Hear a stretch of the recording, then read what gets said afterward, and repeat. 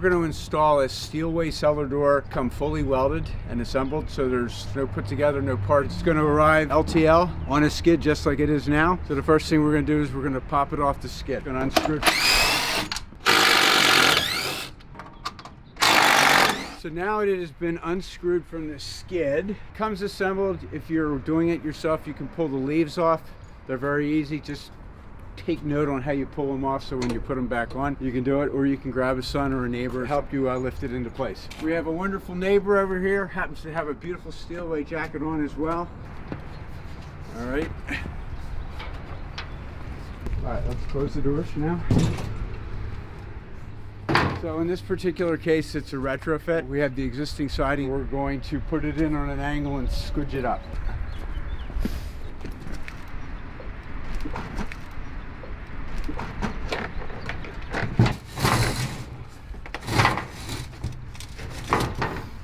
All right, so we've now gotten it basically under the siding, a little moving it around.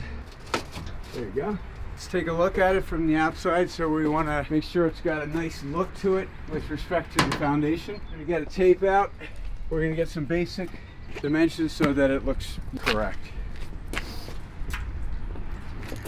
What we do is we put a double seal in it, because over the period of time sometimes the caulk gets cut or something like that. So what we're going to do is we're going to take a pencil and we're going to scribe the end. Take something, we're going to lift it up a little bit, put a bead of caulk underneath it. It really is a great idea. It helps with callbacks or anything like that, because what you're doing is you're sealing it twice. So we're going to put kind of a little dam here on the inside of the line that we just put on the concrete. And then again, putting a big dam out here. We want it high enough that when you put the door back down, it hits the top of the frame.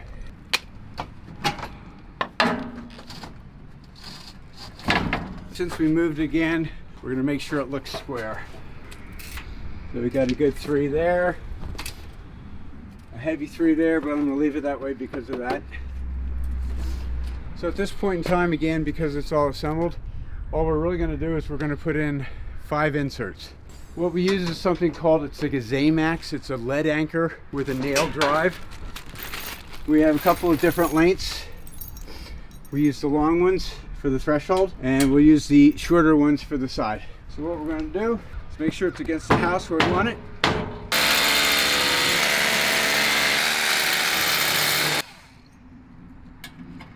Bit on the hammer drill. You can hear how solid that is.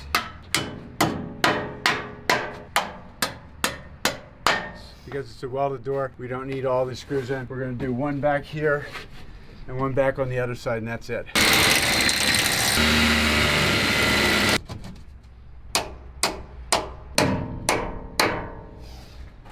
Believe it or not, all that's left to be done is caulking it. We use a caulk from GSL. It's a 2300, it's a tri-polymer, and it works really well for expansion and contraction on materials that expand and contract differently. So your steel's going to move around in the sun, your concrete isn't. A typical polyurethane caulk rips over time. This will not rip.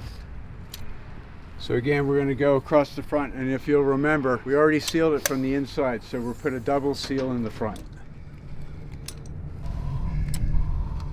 I usually lick my finger and do it this way because you get a better adhesion and nobody wants a callback. So it doesn't look quite as nice after you've done that, but you've guaranteed yourself a better seal.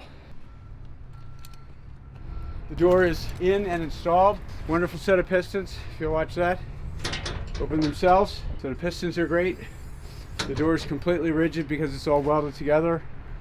And again, I'd have to check the clock, but we're done the installation. At the end of the day, these are the tools that we used. Should be pretty self-explanatory. The hammer drill has a 1/4 inch bit. The lead inserts are 1/4 inch. You can also use, I just don't like the color, you can use Tapcons or something like that.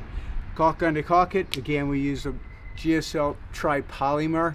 It expands and contracts very nicely with dissimilar materials. Tape, something to cut your caulk tube open in case you need to do any fit and finish. Clean off your dust before you caulk. There's your hammer, and always nice to have a pry bar in case you need it for some reason. A little bit more than 20 minutes and the job's done.